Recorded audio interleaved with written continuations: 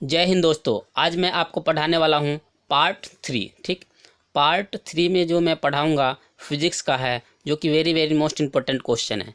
पूरे क्वेश्चन जो है very very most important question है। और इसमें मैंने जो इस प्रकार से लिखा है, जैसे बोर्ड एग्जाम 2023 में ये पूरा क्वेश्चन आने वाला है। तो आपको क्या करना है, सभी क्वेश्चन को स्टेप बाय स्टेप देख लेना। इसके बाद देखिए 70 अंक, पूरे 70 अंक आपको मिलने वाला है, तो पूरा पूरा वीडियो को वॉच करना है। इसके बाद देखिए मैंने लिखा है क्लास 12। ठीक, क्लास 12 का है, very very most important question है। 95% आपको पूरा आ जाएगा, लेकिन आप जैसे जैसे मैं नोट्स की तैयारी करवा रहा हूँ इसी प्रकार से आपको करने होंगे, क्योंकि बस मैं यहाँ पर पढ़ा रहा हूँ आपको very very most important question. कोई चैप्टर, कोई पार्ट, कोई नहीं। ठीक है, बस यहाँ पर आपको very very most important question मिलने वाला है, जो कि 95% आपको गेन करवा देंगे। ठीक, अब देखिए साइंस का है, भौतिक विज्ञान का है। चलिए वीडियो को स्टार्ट करते हैं। अगर वीडियो को स्टार्ट करने से पहले एक बात बताना चाहता हूँ। देखिए आपको क्या करना है, एक एक करके सारे क्वेश्चन का आंसर और क्वेश्चन अपनी कॉपी में नोट कर लेनी है, तभी जा कर के आपको सारा कुछ समझ में आएगा, और इसके साथ ही साथ आपको याद भी करने होंगे। चलिए वीडियो को स्टार्ट करते हैं। स्टार्ट करने से पहले जल्दी से जा कर के वीडियो को एक लाइक कर देना, और देन सब्सक्राइब भी कर देना, और बेल आइकन को ऑल कर देना, जिससे कि क्या है कि आने वाला वीडियो का नोटिफिकेशन आप लोगों के पास मिलती रहेगी फ्रेंड। तो चलिए वीडियो को स्टार्ट करते हैं, और क्वेश्चन नंबर 1 से लेकर के क्वेश्चन नंबर 4 तक पूरा स्टेप बाय स्टेप सब कुछ दिखा देता हूँ। तो देखिए फ्रेंड, मैंने यहाँ पर लिख लिया प्रश्न नंबर 1। प्रश्न नंबर 1 जो है, ये पूरे क्वेश्चन जो एक ही क्वेश्चन है, very very most important question है। ये क्वेश्चन जो है आपके एग्जाम में 5 नंबर का आने वाला है, जो कि very very most important question है। मैं आपको दिखा देता हूँ कि क्वेश्चन कितने साल से पुराने आ रहा है। देखिए 2005 से लेकर के 2023 में भी यह क्वेश्चन जो है टपक से टपकने वाले प्रश्न हैं। तो आपको क्या करना है, इस क्वेश्चन को अच्छे तरीके से अपने नोट कॉपी में नोट कर लेनी है, और अच्छे तरीके से इसको बार बार प्रैक्टिस कर लेनी है। तो देखिए क्वेश्चन क्या कह रहा है। इसमें क्वेश्चन में कह रहा है कि विद्युत द्विध्रुव से क्या तात्पर्य है। किसी विद्युत द्विध्रुव को एक समान विद्युत क्षेत्र की दिशा में संतुलन की स्थिति में थीटा कोण घुमाने में किए गए कार्य के लिए सूत्र प्राप्त कीजिए। तो देखिए यहाँ पर ये कह रहा है विद्युत द्विध्रुव। इससे पहले मैंने पार्ट 2 में करवा दिया है विद्युत द्विध्रुव किसे कहते हैं। तो ये आपको तात्पर्य मतलब विस्तार पूर्वक इसके बारे में लिखने हैं, और इसका सूत्र का भी निगमन करने हैं। ठीक है, तो देखिए, और इसके बाद ये न्यूमेरिकल भी इसी में दे दिया। तो न्यूमेरिकल आपको करना क्या है, तो सबसे पहले देखिए यहाँ पर लिखा हुआ है स्थित से थीटा कोण घुमाने में किए गए कार्य के लिए सूत्र प्राप्त कीजिए। ठीक, तो सूत्र भी हमें प्राप्त करना है। इसके बाद देखिए एक विद्युत द्विध्रुव, ये यहाँ पर लिखा है न्यूटन प्रति कूलाम। न्यूटन प्रति कूलाम अगर लिखा हुआ है तो इसको मानते हैं विद्युत क्षेत्र। विद्युत क्षेत्र यानी ई का मान जो है हमारा ये है, ई इजिकल टू हमारे पास 10⁻⁻5 न्यूटन प्रति कूलाम आ गया। ठीक, अब देखिए इसके बाद आगे दिया हुआ है क्वेश्चन में कि विद्युत क्षेत्र में थीटा, मतलब कि थीटा इजिकल टू यानी कोण दिया हुआ है हमारे पास 30। तो हमने यहाँ पर थीटा बराबर 30 लिख लिया। ठीक है, थीटा इजिकल टू 30 कोण रखा गया है, और उस पर इतना यानी 6 × 10⁻⁻24 न्यूटन डैश मीटर बल आघूर्ण लगाया जा रहा है। ठीक, या लगा रहा है। तो विद्युत द्विध्रुव आघूर्ण की गणना कीजिए। तो विद्युत द्विध्रुव आघूर्ण की गणना करनी है, मतलब कि टा इजिकल टू हमें टा ज्ञात करनी है। तो देखिए मैंने सबका टोटल चीज़ यहाँ पर मैंने लिख लिया है। स्टेप बाय स्टेप आप देखिएगा, सब कुछ आपको समझ में आ जाएगा, क्योंकि मोस्ट इंपॉर्टेंट क्वेश्चन है। क्योंकि एक एक करके अगर आप समझते हो ना, तो पूरा नंबर लाओगे, और पूरे 5 नंबर का है, और very very most important question है। तो आपको वीडियो को बिल्कुल भी स्किप नहीं करनी है। देखिए फ्रेंड, यहाँ पर मैंने लिख लिया है हल। विद्युत क्षेत्र को ई से डिनोट करते हैं, ई इजिकल टू 10⁻⁻, यानी कि +5 न्यूटन प्रति कूलाम। ठीक, अगर हमारे क्वेश्चन में सिर्फ न्यूटन प्रति कूलाम था तो हमें समझ जाना है कि ई का मान है ये। ठीक, तो 10⁻5 ये हमने लिख लिया। इसके बाद वहाँ पर दिया हुआ था कोण को थीटा से डिनोट करते हैं, थीटा इजिकल टू 30 डिग्री यानी 30 अंश। ठीक, इसके बाद हमें फॉर्मूला याद होना चाहिए। फॉर्मूला क्या है, बल आघूर्ण। इसमें एक चीज़ और भी दिया था, जो कि यहाँ देख सकते हैं newton dash metre. Newton dash metre आ जाए तो इसको हम बोलते हैं बल आघूर्ण। तो बल आघूर्ण यानी tau is equal to 6 × 10⁻⁻24 newton dash metre दिया हुआ है। तो देखिए tau is equal to P E sine theta.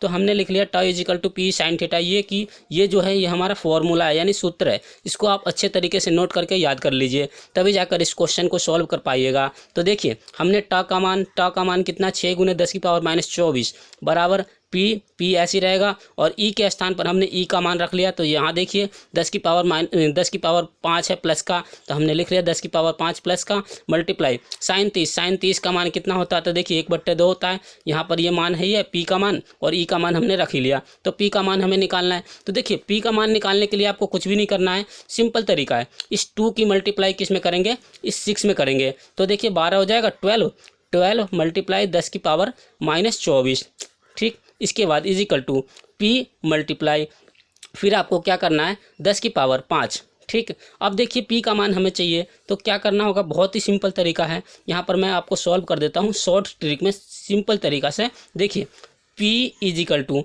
जो हमारा इधर है, जैसे इसके साथ कोई भी ABCD नहीं आ रहा तो ये हमेशा ऊपर जाएगा। तो यहाँ पर हमने लिख लिया 12 मल्टीप्लाई 10 की पावर -24 और अपॉन में कितना आ जाएगा 10 की पावर 5। अब ये 10 की पावर 5 है, इसके ऊपर चढ़ा दो तो ये माइनस में चला जाएगा। तो ये हम इसको लिख सकते हैं ऐसे 12 मल्टीप्लाई 10 की पावर -24 और माइनस का 5, तो कितना हो जाएगा 29 हो जाएगा। तो P is equal to 12 multiply 10 की पावर -29 आ गया। या तो यहाँ भी छोड़ दीजिए इसका आंसर तो भी सही है, राइट आंसर। नहीं तो आप इसको ऐसे भी लिख सकते हो, P इज इक्वल टू ये आ जाएगा हमारा 1.2 इंटू 10 की पावर -28, ठीक। ये यहाँ भी आप इसको आंसर छोड़ सकते हो, ठीक है।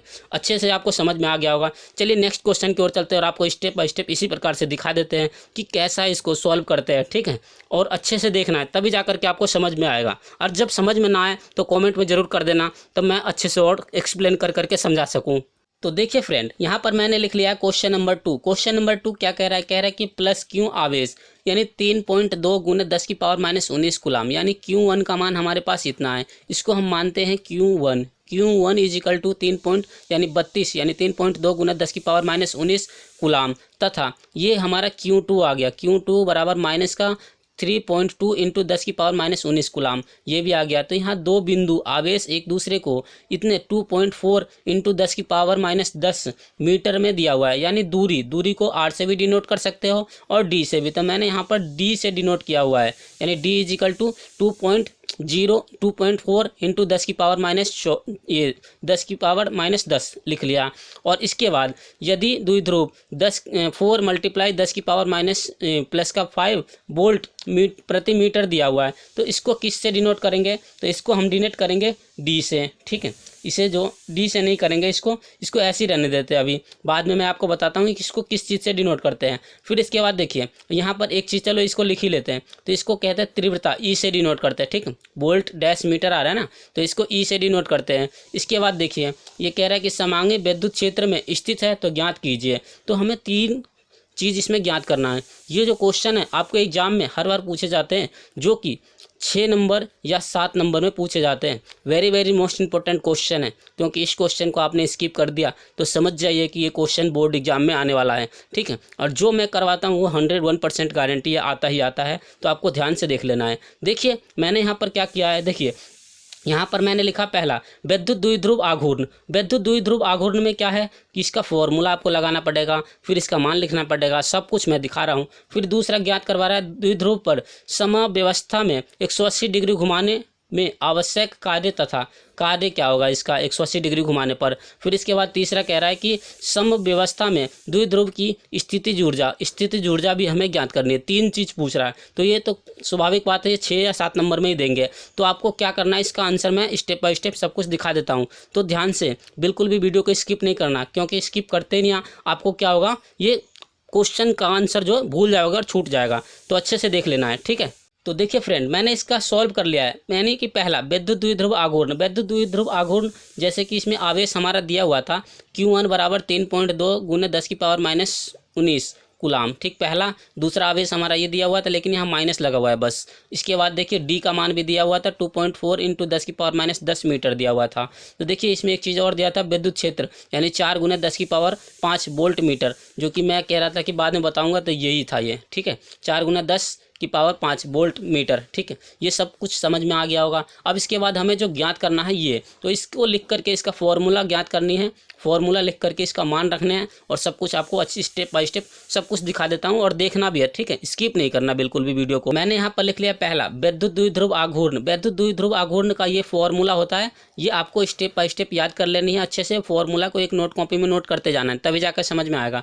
क्यू का मान हमने लिख लिया प्लस क्यू का मान 3.2 गुना 10 की पावर -19 कूलम इंटू डी का मान है 2.4 इंटू 10 की पावर -10। अब हमने क्या करा, इन दोनों को मल्टीप्लाई किया। मल्टीप्लाई करने पर जो आ रहा है हमारे पास, ये आ रहा है हमारा आंसर, यानी 7.68 मल्टीप्लाई 10 की पावर -29 इसलिए क्योंकि ये माइनस का और ये माइनस का जुड़ जाएगा तो 29 आ जाएगा। कूलम डैश मीटर आ जाएगा इसका मात्रक। ये समझ में आ गया। बस मल्टीप्लाई ही तो करनी, मल्टीप्लाई करके ये आ जाएगा। ठीक है, तो मल्टीप्लाई मुझे करने की कोई ज़रूरत नहीं क्योंकि सिंपल तरीका है। अगर आपने वो वीडियो नहीं देखा मल्टीप्लाई और ऐड का तो जा करके देख लेना, डिस्क्रिप्शन में उसका लिंक दे दूंगा। ठीक, अब देखिए यहाँ पर हमने लिखा है दूसरा, जो दूसरा चीज़ ज्ञात करवा रहा था, अच्छे से देखना। यहाँ पर लिखा मैंने दूसरा, विद्युत द्विध्रुव को समव्यवस्था को थीटा कोण घुमाने में आवश्यक कार्य W बराबर PE ब्रैकेट के अंदर 1 माइनस कोस थीटा, ये फॉर्मूला होता है। तो ये फॉर्मूला भी आपको याद होना चाहिए, very very most important formula है। ठीक, और देखिए कोस 180 का मान कितना होता है, कोस 180 का मान होता है माइनस का मतलब कि 1 होता है, यहाँ पर माइनस माइनस प्लस हो जाता है। ठीक है, अब देखिए यहाँ थीटा बराबर 180 अंश, W बराबर यहाँ पर देखिए P का मान जो हमारा अभी अभी आया था, यहाँ दिखा देता हूँ मैं, ये किसका मान आया था, P का मान आया था। ठीक, ये P का मान P के स्थान पर रखने हैं। तो देखिए इसी क्वेश्चन से हमारा सारा कुछ सॉल्व हो जाएगा। यहाँ पर P का मान हमने रख लिया। इसके बाद देखिए यहाँ पर जो लिखा हुआ है E का मान, ये E का मान है और इसके बाद देखिए 1, ये हमारा था 1, इसके बाद माइनस था माइनस, और ये कोस 180 का मान होता है 1। ठीक है, माइनस माइनस प्लस का, यानी माइनस का होगा ये 1, कोस 180 का मान माइनस का 1 आता है और माइनस माइनस प्लस, तो इसलिए मैंने यहाँ पर डायरेक्ट लिख दिया 1 + 1 यानी कि 2 हो जाएगा यहाँ पर। ठीक, इसके बाद देखिए सभी को मल्टीप्लाई कर करके जो आएगा हमारा आंसर, ये रियल आंसर आ जाएगा। तो अच्छे से ये भी समझ में आ गया होगा, बस मल्टीप्लाई कर करके आपको दिखा देना है। ठीक है, तो ये इसका मात्रक क्या होता है, कार्य का मात्रक जूल होता है। मात्रक भी जरूर लिखना है साथ ही साथ, तब पूरे नंबर मिलेंगे। इसके बाद देखिए तीसरा, इसमें हमने तीसरा क्या लिखा था वहाँ पर, स्थित ऊर्जा। ठीक, स्थित ऊर्जा का फॉर्मूला होता है ये U बराबर -PE cos theta. Cos theta का मान 0 है तो 0 का मान होता है 1, कोस 0 का मान 1 होता है। यहाँ पर मैं लिख देता हूँ कोस 0 का मान कितना होता है, 1 होता है। ठीक है, अब देखिए यहाँ पर U बराबर हो जाएगा -PE। अब देखिए PE तो माइनस का, और P के जगह पर P का मान रखना है और E के जगह पर E का, दोनों का मल्टीप्लाई कर दीजिए। जो आया इसका आंसर मल्टीप्लाई करके वो हमने लिख दिया। ठीक, आपको अच्छे से समझ में आ गया होगा। चलिए नेक्स्ट क्वेश्चन की ओर चलते हैं और आपको स्टेप बाय स्टेप इसी प्रकार से दिखा देता हूँ। तो देखिए फ्रेंड, मैंने लिख लिया प्रश्न नंबर 3। प्रश्न नंबर 3 क्या कह रहा है, प्रश्न नंबर 3 जो है विद्युत फ्लक्स का मात्रक क्या है, विद्युत फ्लक्स का मात्रक। तो अगर बहुविकल्प में आता है तो आपको इसी प्रकार से लिखना है, उत्तर लिख करके फिर लिखना आता है बहुविकल्प C वोल्ट डैश मीटर होता है, सही राइट आंसर। ठीक, ये आपको समझ में आ गया। एग्जाम में लिखना है तो इसी प्रकार से लिखना है, बार बार प्रैक्टिस करवा रहा हूँ और आपको प्रैक्टिस कर करके ही लिखना है। ठीक है, तभी जा करके आपको समझ में आएगा। देखिए क्वेश्चन नंबर 4, क्वेश्चन नंबर 4 को ध्यान से देखना तभी समझ में आएगा। क्वेश्चन नंबर 4 क्या कह रहा है, ये 4 क्वेश्चन है हमारा। यहाँ पर मैंने लिख लिया है विद्युत फ्लक्स तथा विद्युत क्षेत्र में संबंध लिखिए, विद्युत फ्लक्स का मात्रक भी बताइए। तो मैंने यहाँ पर लिख लिया हेडिंग। ठीक, विद्युत फ्लक्स, विद्युत फ्लक्स में माना किसी पृष्ठ से DA की स्थिति पर विद्युत क्षेत्र की तीव्रता E है। ठीक, या तो ये कर देना है या सिंपल तरीका है ये इसे कर दीजिए। या करके मैंने लिख लिया किसी बंद पृष्ठ से गुजरने वाला विद्युत फ्लक्स φE तथा उस पृष्ठ द्वारा परिबद्ध कुल आवेश Q का 1/ε0 गुना होता है। ठीक, इस प्रकार से इसको नोट कर लीजिए, अच्छे तरीके से नोट करके इसको याद कर लेना है। ठीक, इसके बाद इस डायग्राम को देख लीजिए। डायग्राम को आपको इसी प्रकार से बनाना है जैसे मैंने बना रखा है, सिर्फ बार बार प्रैक्टिस करना, आ जाएगा समझ में। ठीक, इसके बाद देखिए माना विद्युत द्विध्रुव, माना विद्युत क्षेत्र E तथा DA के बीच का कोण थीटा है तब, फिर इसके बाद ये फॉर्मूला लिखना है EDA बराबर EDA कोस थीटा। फिर इसके बाद देखिए φE बराबर समाकलन का चिन्ह लगा दिया, EDA कोस थीटा, ए नीचे लिख दिया और इसको हम ऐसे डिनोट करते हैं, यानी फॉर्मूला हमारा ये होता है DA बराबर A हो गया। ठीक, इसका समाकलन निकालेंगे तो A हो जाएगा। अब देखिए यहाँ पर इसका समाकलन हमने खोल दिया तो ये क्या हो गया, A आ गया। तो φE बराबर EA कोस थीटा, इसका मात्रक न्यूटन डैश मीटर स्क्वायर प्रति कूलम होता है। आपको अच्छे से समझ में आ गया होगा। चलिए इसी के साथ मैं वीडियो को समाप्त करता हूँ। अगर वीडियो हमारा अच्छा लगा तो जल्दी से जाकर के एक लाइक कर देना।